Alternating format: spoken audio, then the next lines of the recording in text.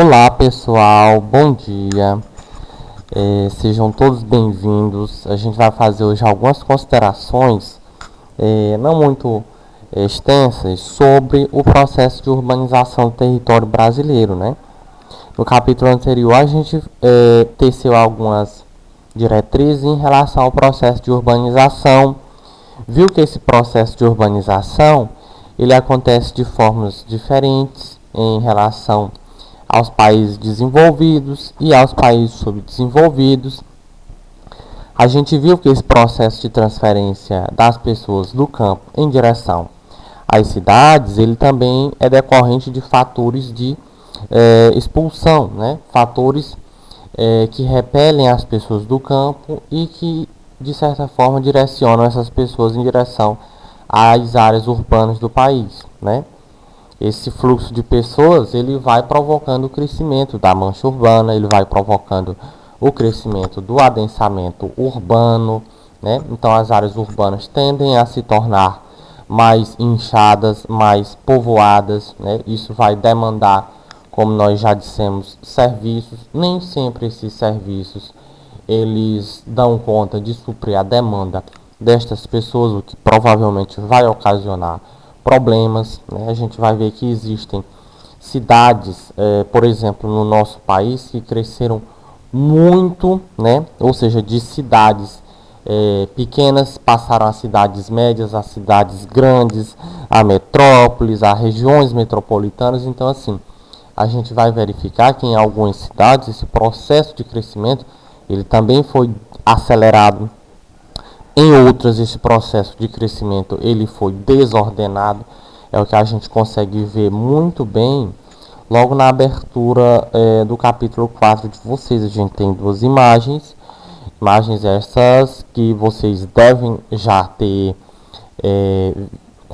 ter tido contato em algum momento, visualizado na TV, na internet.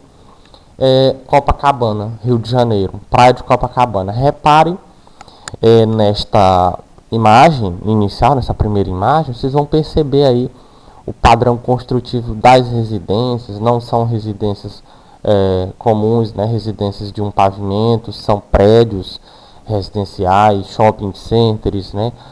Ruas provavelmente muito bem pavimentadas, né? O processo de urbanificação dessas cidades, exatamente você vai perceber que existem interferências de diversos agentes. Afinal de contas, quem atua dentro das cidades são os agentes públicos e os agentes privados, né?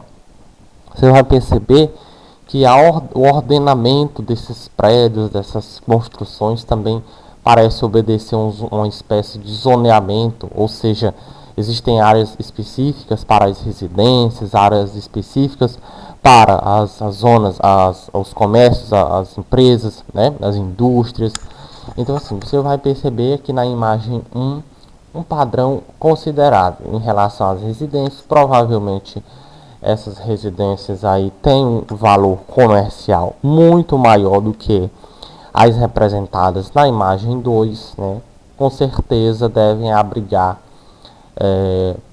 pessoas com um poder de renda muito maior do que na foto 2. E aí a gente poderia falar a manhã toda, gente, sobre essas duas imagens, né? Para relacionar diferentes processos que aconteceram no nosso país e que foram causadores da urbanização brasileira, né? Mas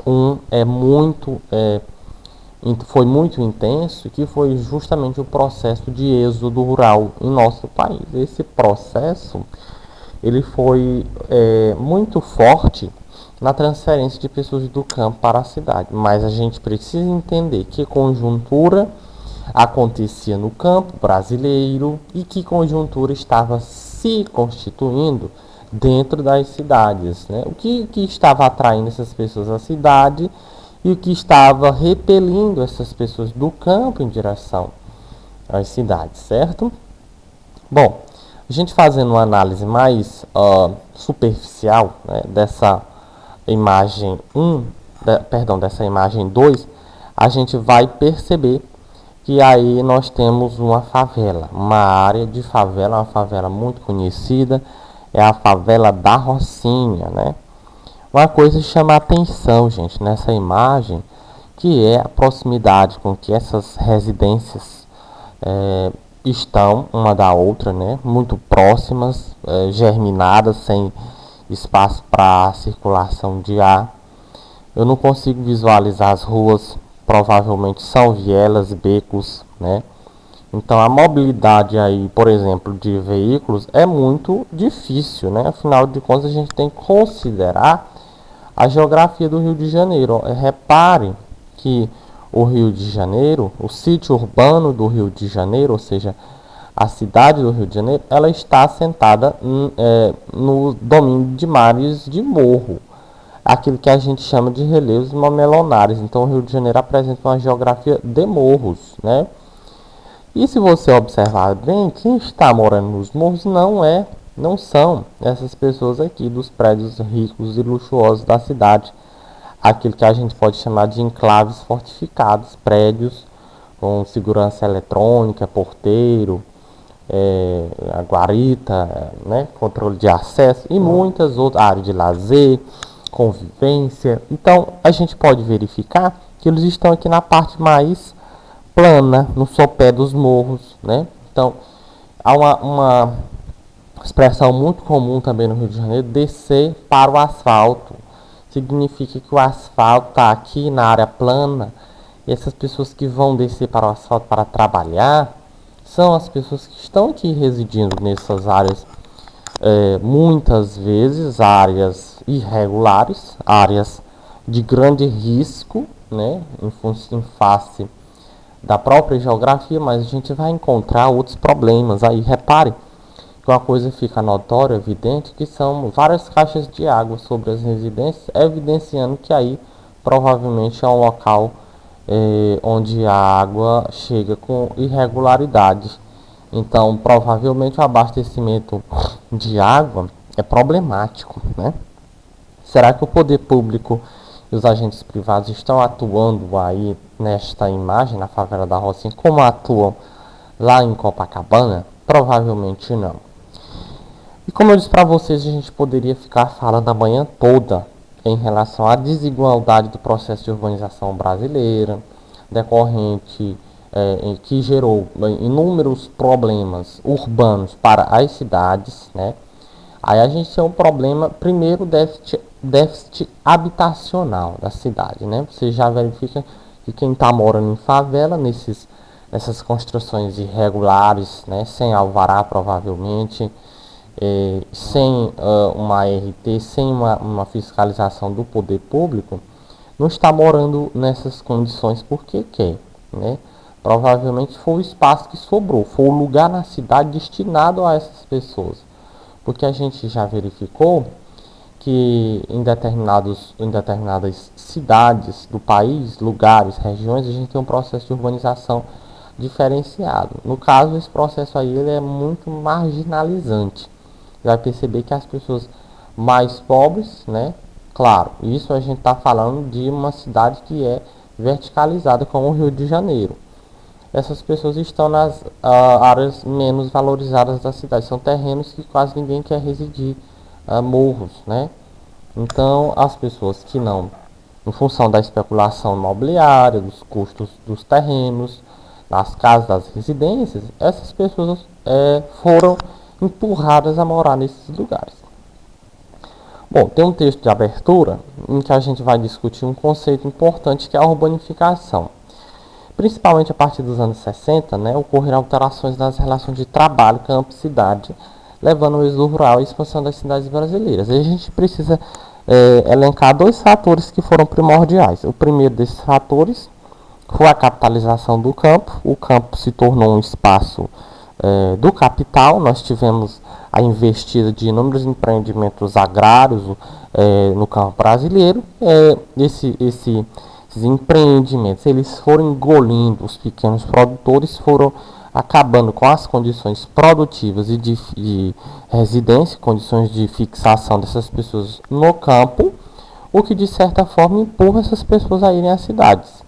Aquilo que a gente já discutiu, a visão romântica das cidades é muito notória. Afinal de contas, a cidade vamos partir dessa década aí, 1960, 70, nós estamos iniciando, não, nós estamos em pleno apogeu do processo de industrialização brasileira. Então, as cidades de São Paulo, do Rio de Janeiro, de Belo Horizonte, diversas cidades pelo país estão com a indústria a todo vapor, necessitando de mão de obra, evidentemente, e boa parte dessas pessoas que se direcionam, realmente elas são absorvidas, né? E não apenas no setor industrial, em outros setores também, como a construção civil. Isso vai criando uma espécie de atrativo para essas pessoas se direcionarem às cidades. E aí esse fluxo começa a se intensificar numa rapidez muito acelerada, muito grande, provocando alterações profundas nas cidades brasileiras, certo? E todo o processo de urbanização, gente, nós já falamos, gera impacto social, ambiental, econômico e podem ser minimizados pelo processo eficaz de planejamento urbano. Tá aí uma palavra, uma expressão-chave que vocês devem marcar e pesquisar. Planejamento urbano. O que é planejar a cidade? Como gestores podem planejar uma cidade mais eficiente, mais eficaz? As cidades brasileiras realmente elas são eficazes, né? Será, por exemplo, que se a cidade fosse planejada, vamos imaginar nossa cidade, Timon, nós tivéssemos áreas para as residências, para as fábricas, para os comércios, para os órgãos públicos, áreas de lazer, seria mais acessível? Uma praça planejada seria mais acessível?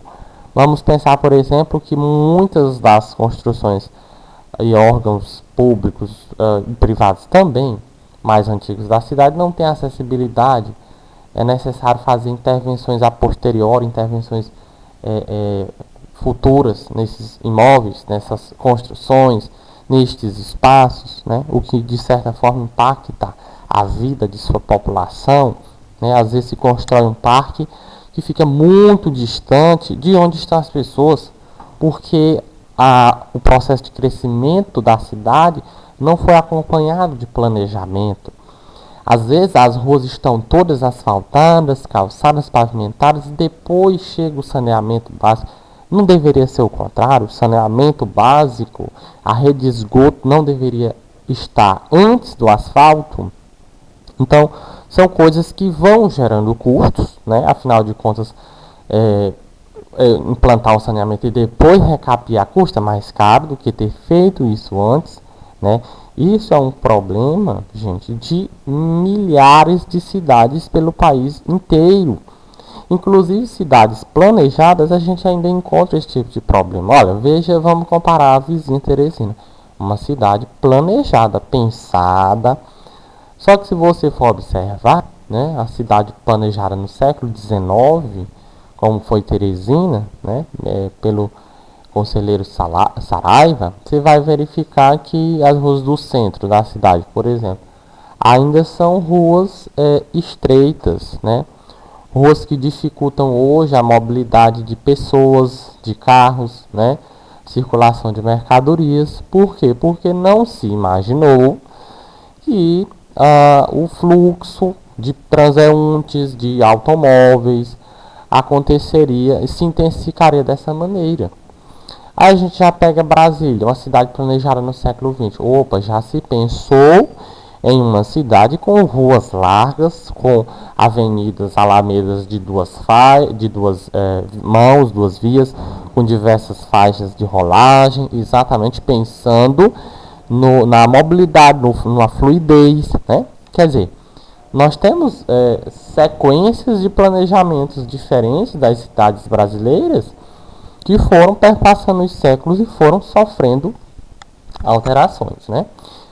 Bom, aí você prossegue com o texto, né, gente? No entanto, o crescimento das cidades brasileiras não foi acompanhado da expansão de infraestrutura. Já citei aqui no meu exemplo. Soluções para esse problema, obtêm-se pela interferência dos poderes públicos para a criação de novas formas urbanas. Surge, então, o conceito de urbanificação, que consiste na correção da urbanização, né? Ou seja, consertar aquilo que foi suprimido do planejamento ou aquilo que não foi feito, né? E aí surge o poder público. Mas é importante a gente citar que não somente o poder público é responsável pelo processo de urbanificação, mas a gente vai ter também aí a interferência do poder privado, dos agentes privados que vão interferir nesse processo de melhoramento das cidades, certo? Bom, e aí isso passa, pavimentação e tudo mais. Vamos lá, gente, para não ficar muito extenso o vídeo, essa parte é a que nós já comentamos inicialmente. A gente tem um processo de êxodo rural que tem como consequência a urbanização brasileira. A gente tem aqui a década de 1960 aqui como um momento de salto. Repara, população rural e população urbana. Em 60, a rural era maior do que a urbana. 70, o que você vai observar? Que a população urbana já é maior do que a rural. E assim, ó, nós vamos tendo uma transferência de gente do campo para a cidade, ó. Repara aqui que a parte amarela vai se ampliando consideravelmente a partir de 60, ou seja, um rápido, acelerado processo de transferência dessas pessoas em direção às cidades, às zonas urbanas, certo? Bom, nesse contexto é importante destacar que a maior parte da população deixa a cidade pelo campo, perdão, a população rural deixa o campo pela cidade, na expectativa de conseguir melhorar sua condição de vida, como eu já falei para vocês. Essa melhoria de condição de vida se materializa, se reflete, pessoal, em diferentes áreas da vida, né? As pessoas vão em busca de educação, vão em busca de trabalho, de lazer, qualidade de vida, acesso a serviço público. Então, é muita coisa que motiva as pessoas a irem embora, tá? Atraem e repelem, tá? E a gente vai ver que essa contagem, vamos pegar a população urbana do país, dividida pelas 5 macro-regiões, e a gente vai ver onde existem mais pessoas morando nas cidades, a região sudeste.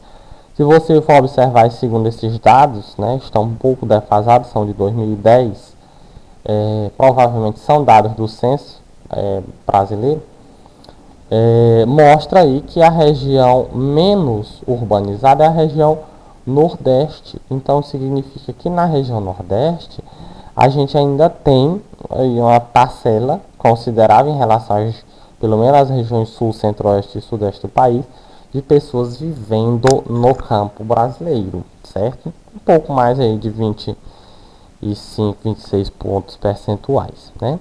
E a gente vai ver que isso é resultado, como eu falei, do que provocou essa atração. Na região sudeste, primeiro a se industrializar no país, então atrai muita gente. Logo, essas pessoas se destinaram a essas zonas urbanas, levando grandes contingentes de imigrantes para essas áreas, né, reduzindo a população rural.